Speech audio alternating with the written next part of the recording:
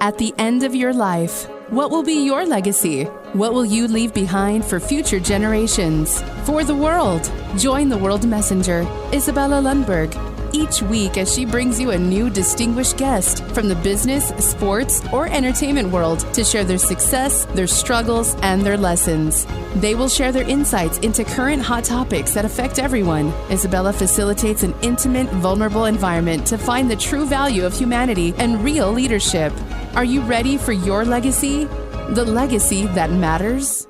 Hello, my friends. It's Izabela Lundberg here, the World Messenger, and I'm inviting you for another epic episode of Legacy Leadership. And you are for the treat. Who I have with me here in studio today, joining me directly from UK with tremendous message.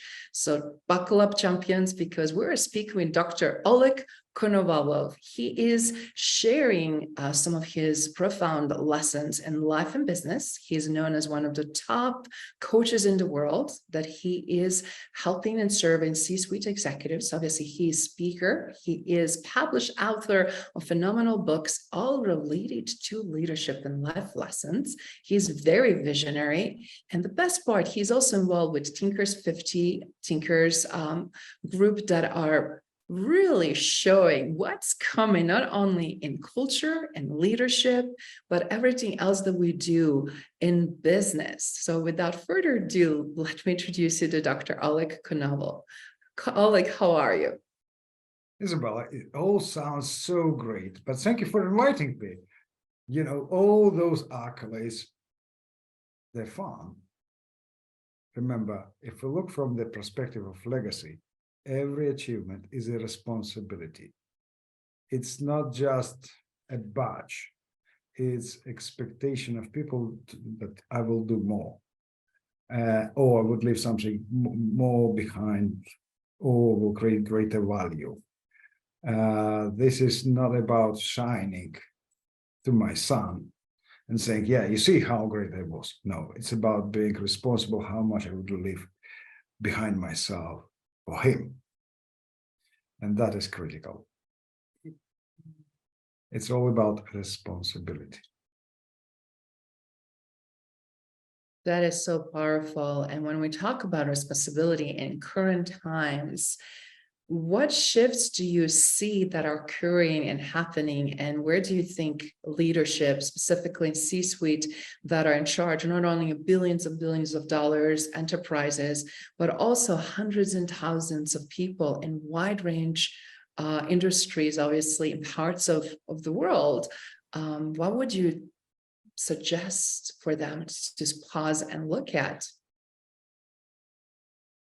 You see, first of all, we talk about leaders or managing companies. That would be quite a bit of a difference. Managers are responsible for the present, and leaders are responsible for the future. And my area is vision, and vision leadership is purely about creating the future for people. In simple terms, vision is our collective understanding how the future would look like, how we will get there, and how we would live there. This is about mindset. This is very much about shifting the focus for creating better future. It's not about repeating the same mistakes. It's not about repeating the same patterns, what we did before. No, it's about making, more or less in the simple terms, all of us are writing lines or even paragraphs in the history of human evolution. But the thing is, we don't have a chance to read those lines. But our kids will read those lines. And we are living artifacts for them. I don't want to be a bad artifact. I want to be something valuable. You know, even I wouldn't be witnessing them reading those lines, but I want them to enjoy it. If we talk about the modern corporate world, which is mainly looking into the reports, deadlines, and things like that, you can't leave a deadline as a legacy. Life is about being meaningful, right? And when we talk about reports, achievements, profits. We talk about money, but money can't buy a meaning. You must have a vision, and that vision you will pass as great legacy to the next generations. If someone passes away, his kids hardly remember the house which was left behind, or how much money was left behind at the account. But they will remember lessons. They will remember these lessons every day. So it's about creating that substance that we could pass to the next generation. If we're talking about or managing only the present, we have no substance to leave behind. We have only a rush. Yes. Rush is not a good legacy.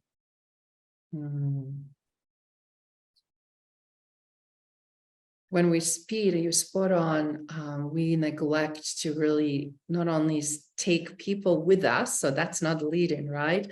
But then also understanding why we're aiming at and what is ultimately collective goal and objective. And a lot of times we leave, as a result, people behind when that's not collectively shared vision, or where it's not intentional, or also very specific, so the people can also get behind it. And that's why we see a lot of shifts in culturally right now. And I'm sure as a coach that it's supporting so many in C-suite. I'm curious, first of all, how did you get into that space? And how do you see coaching and advising shifted and changed from lens of leadership, obviously, and legacy in the last few decades? First of all, my area of coaching is very specific because it's not about how good you are for today. We're all ideal for today. We're all very good for today, ideal. But how good we are for tomorrow, it's a big question mark, and therefore I'm helping people to be great for tomorrow challenges. So it's about helping people to think into the future and be strong already there, and therefore they will become strong for today. The shift in coaching is very interesting because actually leadership coaching, which was brought up about 40 years ago by Marshall Goldsmith, and it was gradually developing. It wasn't so widespread as today. And many people are still looking into the how good I am now. Another part of coaching is very much related to some kind of a psychology. In a way, how good I was yesterday. There is no yesterday, there is no today if you don't understand where do you go, because there is no benchmark. And finding a peace with yourself in your past, we're all humans, we made mistakes, and therefore we're creating better future. Future is the greatest opportunity for us to do something better than we have done before. And therefore, the space, for instance, I have trained more than 100 of coaches, certified more than 100 coaches from 40 countries so far, because the demand is growing. The people want to be masters of the future, not the victims of it. And the shift is there. Of course, there are so many coaches that's trying to say, yeah, you need to be good at this or at this. But if you don't understand for what you want to be good, you wouldn't make it that difference. It's, how to tell you, if you want to justify that you're okay, go to psychologist. If you want to win the next Olympic Games, you must think about Olympic Games after that. Far into the future. That's where we're coming strong. preparing and positioning for the future, and then also having that clear vision, right? So I'm curious, you mentioned how things obviously changed, over time, and now it's so much broader utilization and need and demand a wide range of coaches and skills. But also when we look at here, we never had so many competing agendas and topics and decision making. So I also see such a high increase of leadership needing strong strategic advisors and strategic partners. Either it's to decide about new technology, either it's about to decide different priorities, or just to have a support depending on what's going on in their industry and how it's affected on global scale. So any perspective on that you can share? How do you see where shift is going? And since you're a visionary leader, where should we paying attention? Where should we looking at as our North Star and position for that success? Izabela, here we are facing a very interesting issue. We today leaders are paying for the mistakes of the corporations from the 50s or 60s of the last century, because people were brainwashed that they must look only at today. It's not their role to think strategically. It's only for a few selected or gifted. Mm-hmm. Therefore,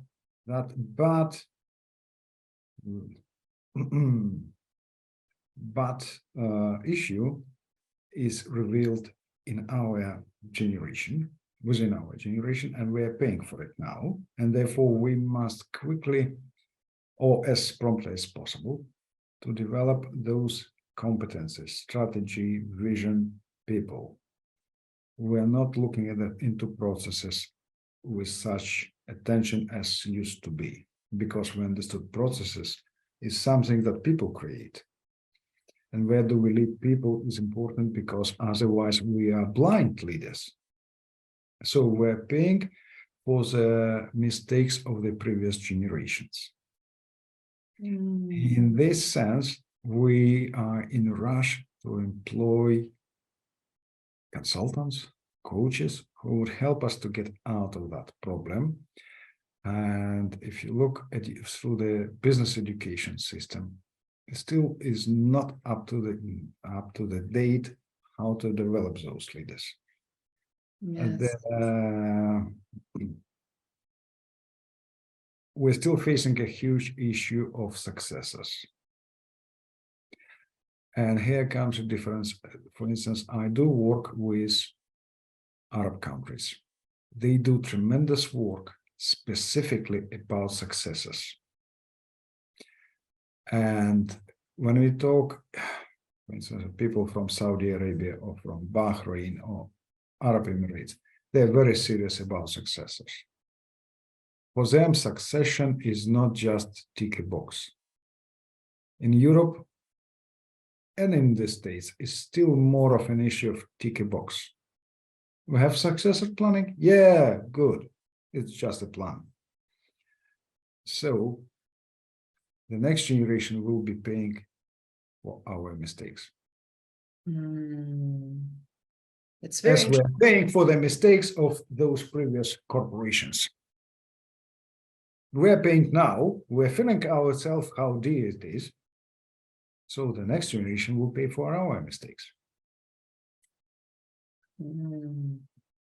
Therefore, coaching must be a bit more advanced if you want to be remembered well.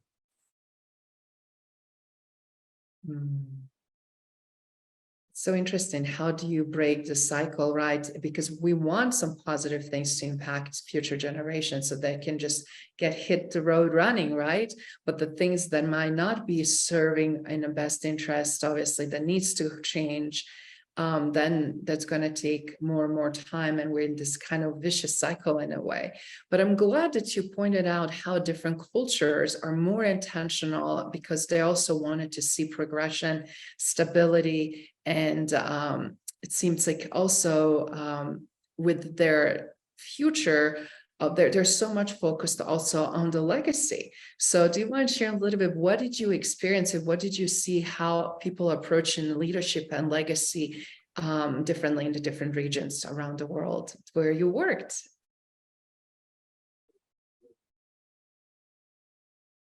Just last week, I had interesting conversation with someone I know very well from Saudi Arabia. Our conversation was wrapped around wisdom. Exactly the same day, I had a conversation with someone from California. The conversation was wrapped around smartness.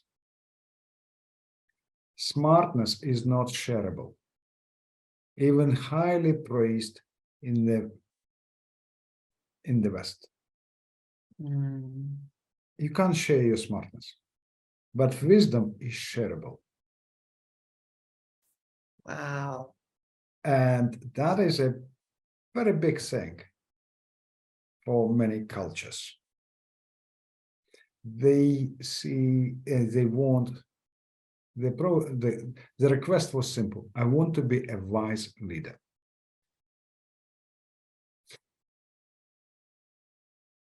I don't, we're all smart. Yes. Thanks to Google or AI, where even we pretend that we could look smarter because we could quickly tap something on a screen and get any information. I am smart, I know about that fact.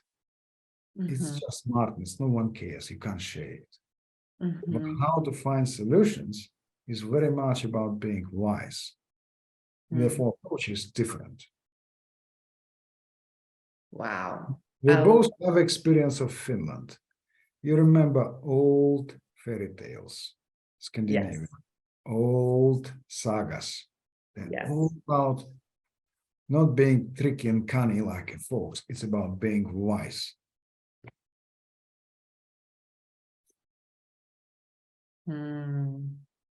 That's little thing that we're not paying attention, but it makes a huge difference. If you want to be a mother of a house, it's not about being clever, it's about being wise. Or father of a house, it's still about being wise. If you want to be a great leader, it's about being wise.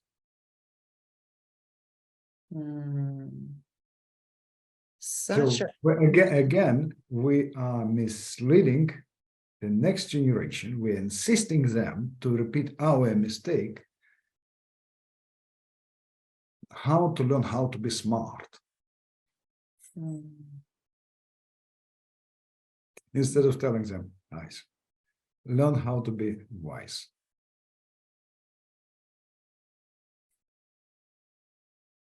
Wow. That is huge distinction. And I think for everybody watching and listening, what Dr. Oleg has to share, wisdom is, as you said, shared in stories, in sagas. It's beautiful learning lessons and opportunity for others to think. And wisdom we acquire over years of experience as well, right? We become more wiser versus just knowledgeable and capable of sharing information.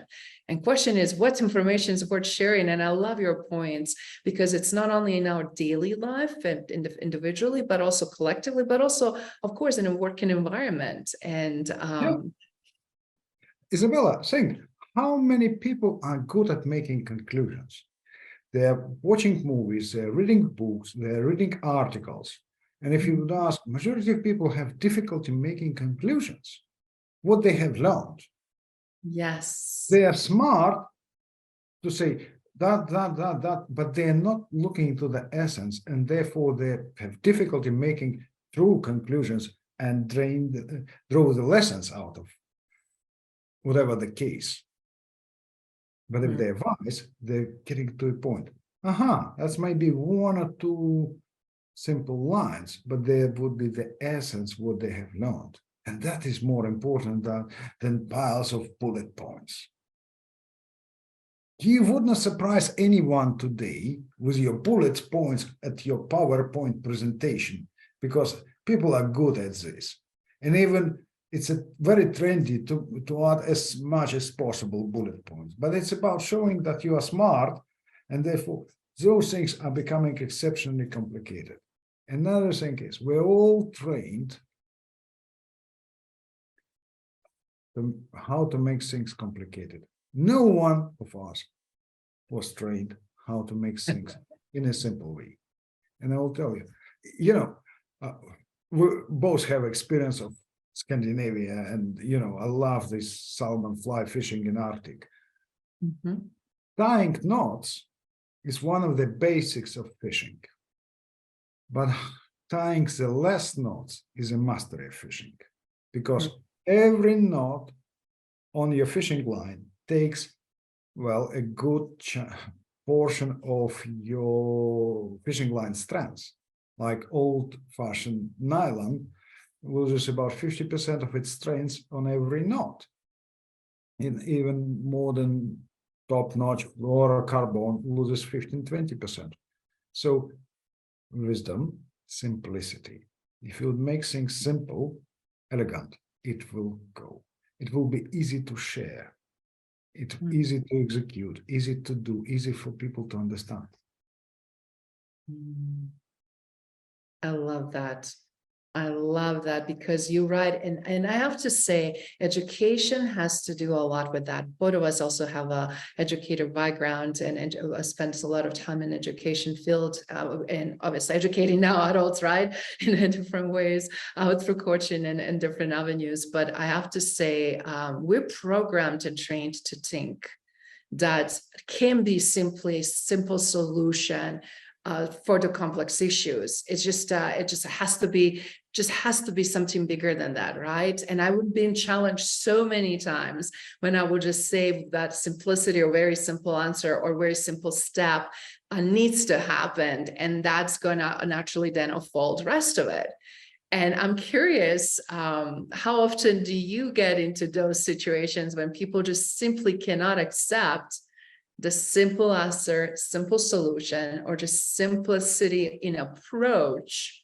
It's actually the solution itself that they're looking for. And I will tell you, it's all the time is a challenge. Because, for instance, if kind of a company asking me for consulting arrangement, and I'm telling, okay, guys, my report would be short.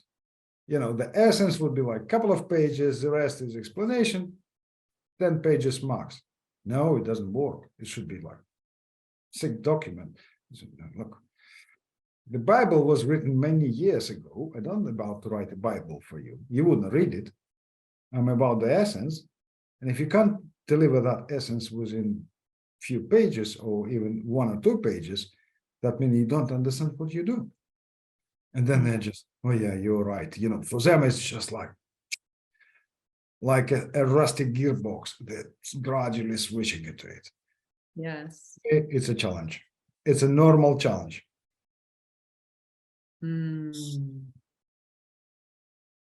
That is so interesting. And obviously you've been very humble about so many awards and accolades you won, and as a Tinker of the Year, as a top coach in the world, to Marshall Goldsmith Coaching, and platforms where people truly are always looking and seeking the best coaches in the world.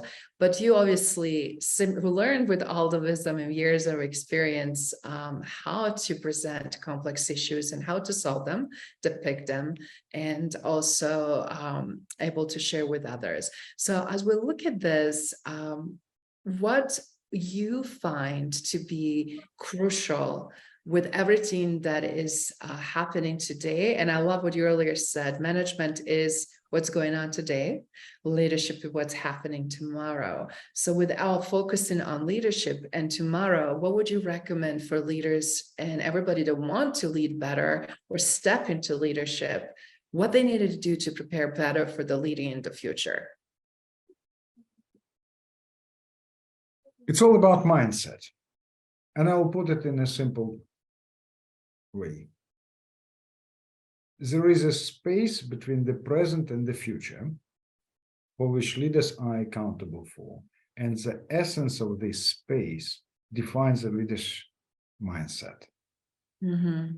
So the first thing, you must develop that mindset that allows you to think about the present from the future standpoint, because you creating future or vision is not a point, it's a space where we would live, where we would create a value for others and we would gain something for ourselves. And therefore, it's very much about how we will think. When we talk about human evolution, it's not about how long or short tails we will have. It's about how we will think about something that would allow us to use technologies or build better relationships. It's all about mindset. Mindset redevelopment is one of the toughest challenges in coaching. And therefore, coach must be very good to help someone to recreate that mindset into something tremendous. If you think, for instance, in terms of football, a team at the first league,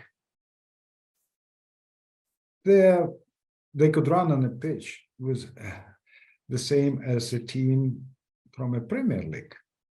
They know the same tricks with the balls, but the way they play is defined how they think as a team. Their mindset is very different. Physically, they are the same in physical terms. The way they think defines in which league they are. I strongly believe that leaders of, say, quote, good leaders of the future would be better than great leaders of today. If we put effort into their development today. They're born now, and we must give them all those appropriate skills and competences now. That is our obligation.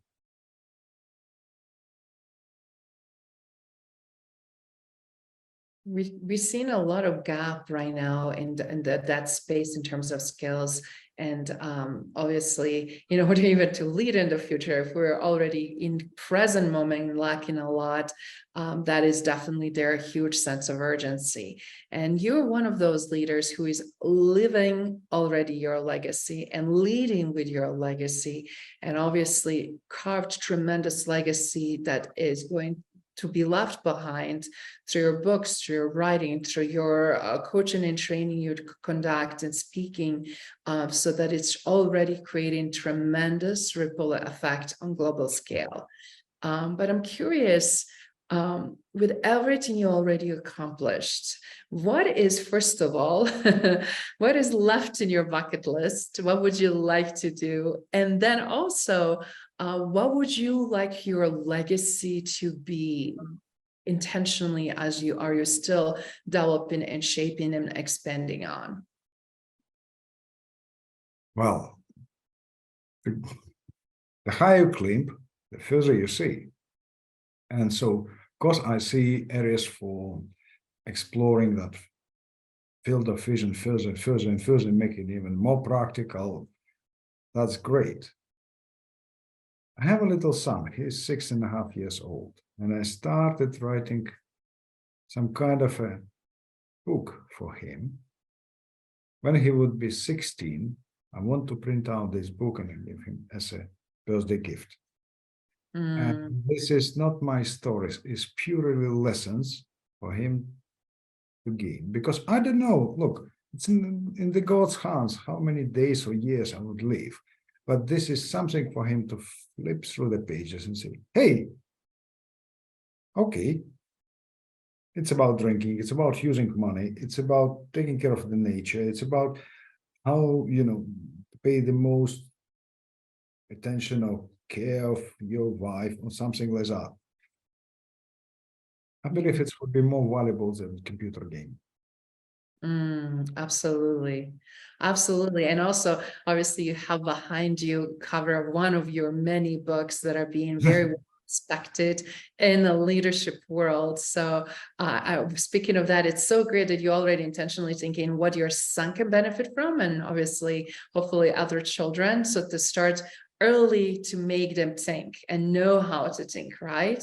And as a result, know how to make a good decisions and good choices and be better off early ages. But I'm curious how those books, including the vision book that you have behind you, is Vision Code, is also shaping based on what you're seeing right now. When you're creating vision, of course, it's very much important what kind of vision you create, how great it is. But what's more important, how your vision will impact you.